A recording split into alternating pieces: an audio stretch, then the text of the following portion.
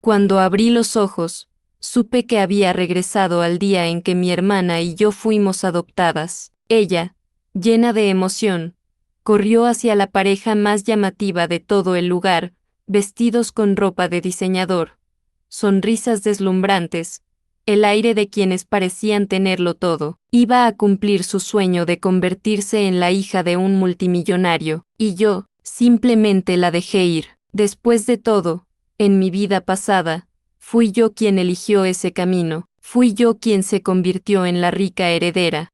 Fui yo quien descubrió, demasiado tarde, el infierno que se escondía tras la brillante fachada de esa vida. Esta vez, dejaría que ella persiguiera su sueño, pero, Peyton Monroe, ¿estás lista para enfrentar las consecuencias? Mi hermana y yo llegamos al orfanato cuando teníamos 6 años. Pasamos 2 años allí antes de que nos ofrecieran en adopción. Recuerdo ese día como si fuera ayer. El matrimonio que vino por mí parecía común, ropa sencilla, gestos amables. En cambio, la pareja que se fijó en mi hermana era todo lujo y encanto. Ella creyó haber ganado la lotería. No sabía que esos padres adoptivos eran apenas influencers en decadencia, obsesionados con la fama y la imagen, incapaces de ofrecer verdadero amor. La adoptaron solo para lucirse, nunca tuvieron intención de formar una familia real. En cambio, mis padres adoptivos, esos simples desconocidos, resultaron ser los verdaderos multimillonarios de Larkspur City, viajando de incógnito para evitar atraer miradas. Me llevaron a su casa, me dieron un nuevo nombre, y gastaron millones en mi educación. Trajeron a los mejores maestros de piano del mundo solo para mí, y así, mi vida cambió para siempre. Fue entonces cuando la envidia de Peyton empezó a crecer. Primero, me envidió por abandonar el orfanato. Luego, por convertirme en una prodigio del piano a los 13 años. Más tarde, por ganar premios internacionales a los 15 y recorrer los escenarios más grandes del mundo a los 18. La escuché repetir tantas veces: los Sinclair me querían a mí, no a ti. Me robaste la vida. Se convenció tanto de su propia mentira, que terminó creyéndola. Convenientemente olvidó que fue ella quien rechazó a los Sinclair por considerarlos demasiado ordinarios. Ella eligió su destino. Pero la semilla de la envidia creció, y cuando cumplí 20 años, esa envidia la devoró por completo. Fue la noche de la gran final de mi gira nacional. Apenas salí del aeropuerto, un camión se desvió y me arrolló. No se detuvo, pasó sobre mí una vez, y otra, hasta que todo terminó. Mi alma, suspendida en el aire, miró hacia abajo, y allí estaba ella, mi hermana, en el asiento del conductor. Su rostro desfigurado por el odio, su voz, un susurro envenenado: te lo mereces, robaste mi vida, debías morir. En ese instante sentí rabia, tristeza, y una amarga comprensión. Ella nunca aceptó sus errores, nunca reconoció que su infelicidad era fruto de sus propias decisiones. Siempre buscó culpables, siempre señaló a otros, mientras yo, que había sobrevivido como pude a padres adoptivos psicópatas, era quien pagaba el precio de su amargura. Sí, los Sinclair, aunque millonarios, eran auténticos monstruos. Cuando volví a abrir los ojos, estaba de nuevo en ese día, el día en que mi hermana y yo fuimos adoptadas. Esta vez, nada sería igual. Mi hermana, Peyton, estaba delante de los Sinclair, sonriendo ansiosa, contestando a sus preguntas como si fuera la niña más encantadora del mundo. Me encanta la música, decía. Sí, antes no podíamos pagar clases. Mi hermana tiene dedos largos y bonitos, pero es completamente sorda para la música. Al escucharla, los Sinclair dejaron de mirarme al instante. En mi vida pasada, había sido diferente. Peyton, desilusionada por la ropa sencilla de los Sinclair, me empujó hacia ellos con desprecio cuando empezaron a hacer preguntas. Recuerdo quedarme quieta mientras ellos examinaban mis manos, comentando que tenía dedos hermosos para el piano. No entendí el significado en ese momento. Yo solo miraba a Peyton, que se reía y charlaba con el matrimonio de influencers, sin dedicarme siquiera una mirada. Yo no quería separarme de ella. Ella, en cambio, estaba desesperada por dejarme atrás. Esta vez, yo también hice mi elección. Di media vuelta, ignoré tanto a los Sinclair como a los influencers, y caminé directamente hacia el matrimonio Witte. Estaban por irse. Ellos habían sido los primeros en postular para adoptarnos, pero cuando los Sinclair llegaron con su brillante presencia, su solicitud fue olvidada. Aún recuerdo sus rostros tristes al salir del orfanato en mi vida anterior, y también recuerdo haberlos visto después, en uno de mis conciertos, aplaudiendo orgullosos entre el público. Cuando te vimos en el escenario, sentimos que todo había valido la pena, me habían dicho. Ese apoyo, silencioso pero firme, fue una de las fuerzas que me ayudó a seguir adelante. Esta vez, no iba a dejarlos ir. Corrí hacia ellos con una sonrisa genuina. Tía, me encantan esas flores que lleva, le dije a la señora Witte, mirándolos a ambos con toda la esperanza que pude reunir. Sus rostros se iluminaron, y, como si fuera lo más natural del mundo, fui yo a quien eligieron. Salí del orfanato de la mano de los Witte, dejando atrás las paredes grises y la tristeza que había conocido durante tanto tiempo. Antes de cruzar la puerta, volví la vista una última vez. Allí estaba Peyton, tomada de la mano de los Sinclair, riendo, saltando, con una felicidad tan brillante que casi dolía verla. Fue en ese instante que lo supe con certeza. Ella también había renacido, pero lo que no sabía era que esa sonrisa le duraría muy poco.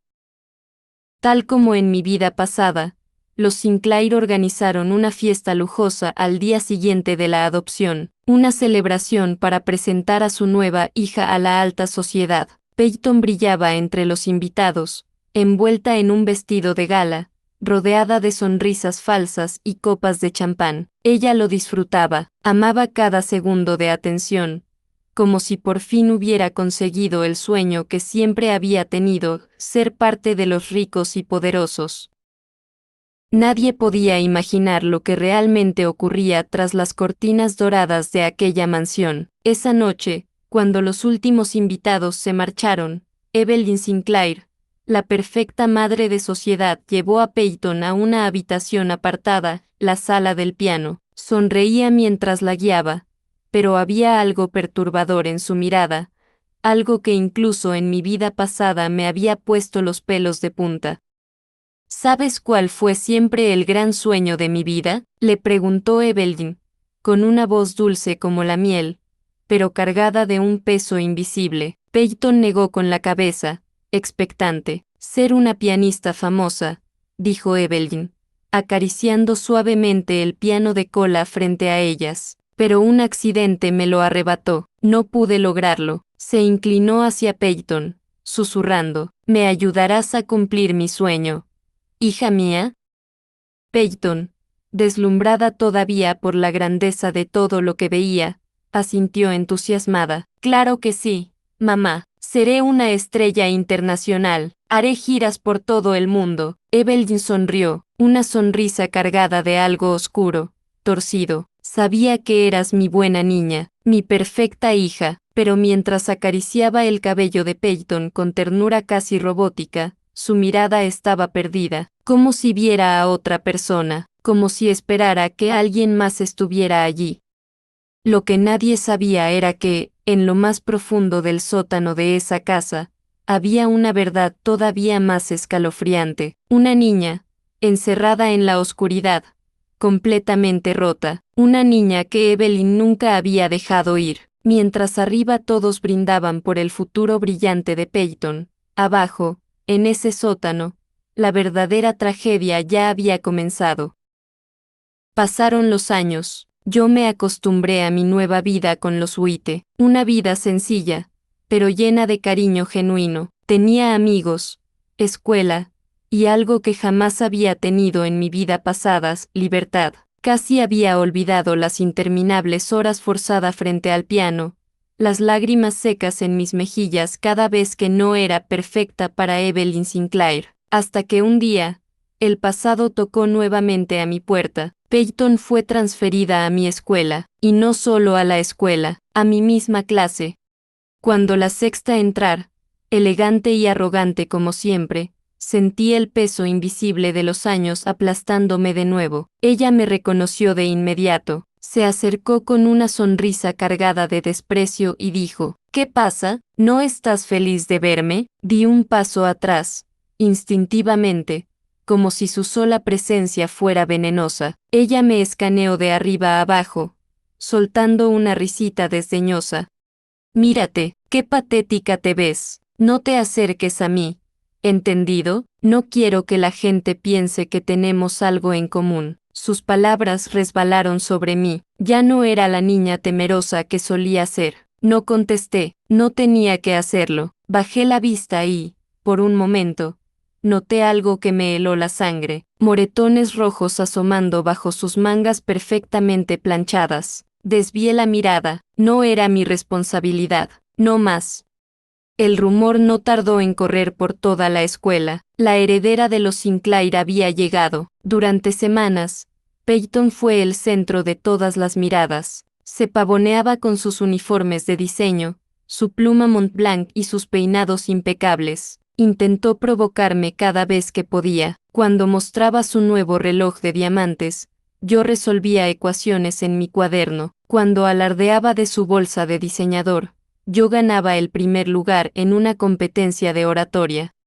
Cuando ella compraba postres para toda la clase para ganar admiradores, yo simplemente seguía estudiando. No era envidia lo que sentía, era desprecio, y ella lo sabía. Su rabia crecía silenciosamente, hasta que finalmente explotó durante el concurso de talentos de la escuela. Se autoproclamó como la gran estrella del evento. Soy una prodigio del piano, presumía, asegurando que ningún otro alumno tenía su nivel.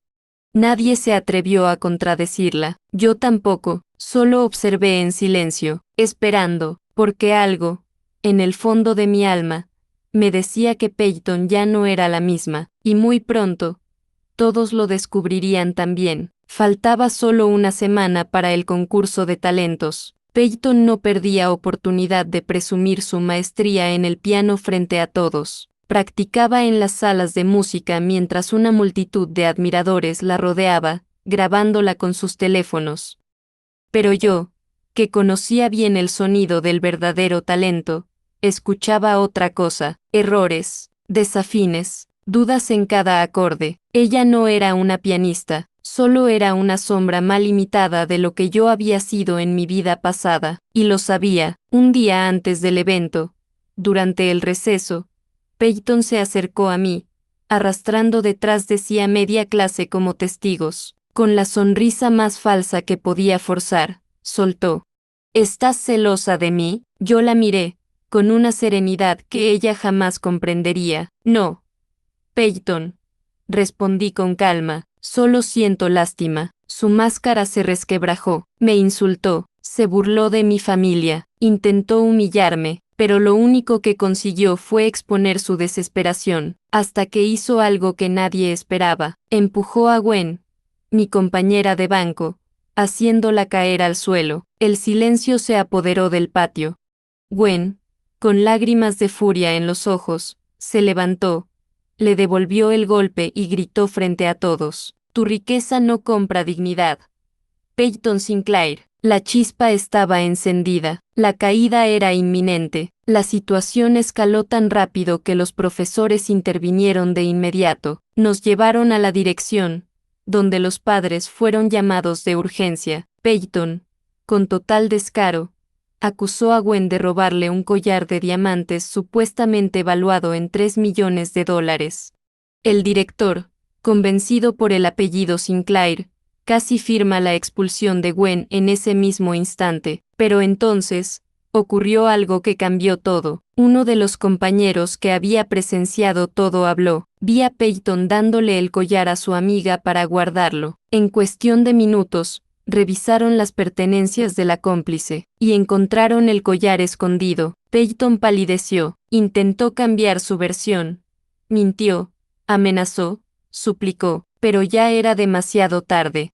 Cuando su padre llegó, dispuesto a barrerlo todo bajo la alfombra con dinero e influencias, se topó con una sorpresa aún mayor. El padre de Gwen, un hombre influyente, respetado, mucho más poderoso que los Sinclair, y él no venía a negociar, venía a destruir. Gwen, firme como una roca, se lo dijo frente a todos: no importa cuántos millones tengas, Peyton, no puedes comprar la verdad. Ese día, Peyton Sinclair perdió todo lo que había intentado construir, y yo di un paso más hacia la vida libre y luminosa que había jurado proteger. El escándalo en la escuela explotó como pólvora. La dirección intentó salvar su imagen expulsando discretamente a Peyton, pero el daño ya estaba hecho. Su nombre dejó de ser sinónimo de admiración para convertirse en motivo de burla, y mientras la Sinclair Enterprises caía en desgracia, su supuesta heredera se ahogaba en su propio desastre. Yo, en cambio, encontré paz. Volví a mis estudios, a mis sueños, rodeada de verdaderos amigos como Gwen. Cada día, mis pasos me alejaban más, el mismo que la había destruido en la vida anterior. Una tarde tranquila de domingo, Gwen, Ethan y yo decidimos salir a comer. Reíamos, disfrutábamos como adolescentes normales, hasta que Gwen regresó apresurada de pagar la cuenta. Vi a Peyton, susurró, pálida, está en la cocina, con unos tipos muy extraños. Mi corazón se encogió, un mal presentimiento me atravesó el pecho. Rápidamente nos escondimos cerca de las escaleras traseras. Desde allí, escuchamos todo. ¿Seguro que esta droga funciona? Relájate, solo échala en la comida de la mesa 3. Y después, ustedes se encargan. A la chica solo tráiganla a mi habitación. Los otros dos, hagan lo que quieran. Y si nos atrapan, mi papá es el CEO de Sinclair Enterprises. Todo se puede arreglar. Mesa 3, nuestra mesa. Peyton había planeado drogar, humillar y destruirnos. Todo, solo por su odio. Todo, solo porque no podía soportar que hubiéramos seguido adelante sin ella. No íbamos a caer en su trampa. ¿Vamos a enfrentarlos?, preguntó Gwen, los ojos brillando de furia. No, respondí, mi voz tranquila como el filo de una navaja. Vamos a exponerlos. Llamamos discretamente a la policía. Cuando llegaron, encontraron a Peyton y a los hombres con las manos en la masa, las pruebas aún frescas. La noticia estalló esa misma noche. La hija adoptiva de la familia Sinclair detenida en un operativo encubierto, fotos comprometedoras, videos filtrados, titulares que no se podían enterrar. Por más dinero que gastaran, la reputación de los Sinclair se hizo añicos. Simon Sinclair, desesperado, emitió un comunicado público. La familia Sinclair rompe todo lazo con Peyton Monroe Sinclair. La desheredó, la abandonó, como si nunca hubiera sido su hija. En poco tiempo, todo lo que Peyton había conseguido se desmoronó. Perdió su riqueza, su prestigio y quedó completamente sola, sin familia que la apoyara ni amigos que la buscaran. Regresó a la mansión Sinclair con el corazón lleno de odio y desesperación, solo para encontrarse con Evelyn Sinclair. Evelyn no la recibió con abrazos, la ató al piano, le arrancó hasta la última nota de su cuerpo cansado. Toca, mi niña preciosa, toca para mamá. La encerró en una habitación oscura, aislada del mundo. Cada vez que se resistía, Evelyn la castigaba, hasta que, una noche, algo dentro de Peyton simplemente se rompió. Encontraron a Evelyn Sinclair muerta, estrangulada con las propias cuerdas del piano. Encontraron a Peyton en estado catatónico, junto al cadáver, cubierta de polvo y sangre seca. Pero eso no fue todo. En el mismo operativo, rescataron a una niña desnutrida y enferma del sótano. Era la hija biológica de los Sinclair, la verdadera hija, la niña que Evelyn había mantenido encerrada durante años para convertir a Peyton en la hija perfecta. Los secretos más oscuros de la familia Sinclair salieron a la luz. Simon Sinclair fue arrestado por corrupción, fraude y abuso. Peyton, juzgada por asesinato, fue condenada a muerte. Su ejecución llegó tan rápido como su caída. Mientras Peyton enfrentaba su destino, yo ya había dado un paso hacia el mío. Recibí mi carta de aceptación a la Universidad Azuik, la mejor del país. Gwen y yo celebramos viajando por todo el país, descubriendo montañas, playas, nuevas sonrisas. Por primera vez en ambas vidas, el mundo frente a mí era puro, limpio, lleno de promesas. El mismo día que ejecutaron a Peyton, yo abordé un avión hacia mi futuro brillante. Ya no había cadenas, ya no había fantasmas, solo luz. Mi nombre ya no era un eco de la tragedia, era una canción nueva. Elisa White, libre, feliz, viva.